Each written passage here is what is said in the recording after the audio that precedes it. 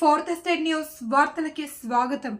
వంశధార కాలువకు తక్షణమే shutters బిగించాలి. CPM party జిల్లా కార్యదర్శి D Govindarao, committee member Namburu Shanmukharao. Srikakulam జిల్లా, ఆంధ్రప్రదేశ్ రాష్ట్రం స్థానిక సిపిఎం పార్టీ కార్యాలయంలో వారు మాట్లాడుతూ, వంశధారలో నీరు ఉన్నప్పటికీ రైతాంగానికి నీరు అందకపోవడానికి కారణం పాలకుల నిర్లక్ష్యమే అని అన్నారు. 2009లో జరిగిన షట్టర్స్ కుంభకోణం తరువాత నేటికి 15 సంవత్సరాలు గడుస్తున్నప్పటికీ పాడైపోయిన షట్టర్స్ స్థానంలో కొత్తవి వేయలేదని విమర్శించారు. మరొక వైపు 900 టన్నుల షట్టర్స్ గోదాంలో మూలుగుతూ తుప్పుపడుతున్నాయని, వాటిని ఎందుకు బిగించడం లేదని ప్రశ్నించారు. వంశధార ఎడమ కాలువకు కొత్త షట్టర్స్ బిగించకుండా చివర భూములకు నీరు ఎలా ఇస్తారని వారు ప్రభుత్వాన్ని ప్రశ్నించారు.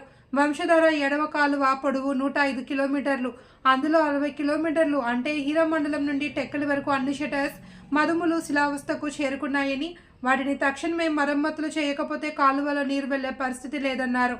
ఎడమ కాలువకు 68 పిల్ల కాలువలు, కుడి కాలువకు 37 పిల్ల కాలువలు పూర్తిగా మరమ్మతు నోచుకోలేదని వారు విమర్శించారు. వంశధార కాలువను ఆపరేట్ చేయడానికి గతంలో 200 మంది లస్కర్స్ ఉండేవారు.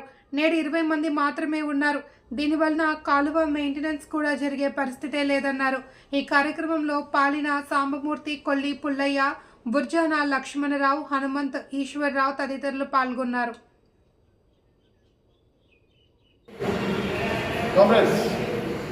ఈరోజు ఈ సమావేశానికి హాజరైన మీ అందరికీ ముందుగా అభినందనలు.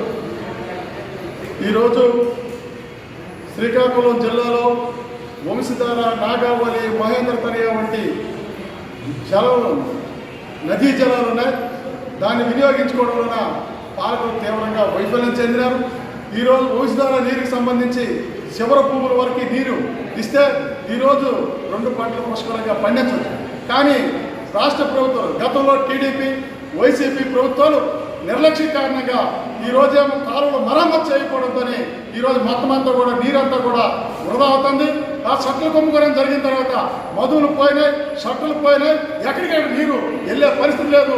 ఈరోజు నీరు ఎలా పడుతుంది, ఎక్కడికక్కడ కాలువలు గండిపడుతున్నాయి. ఈ కాలంలోనే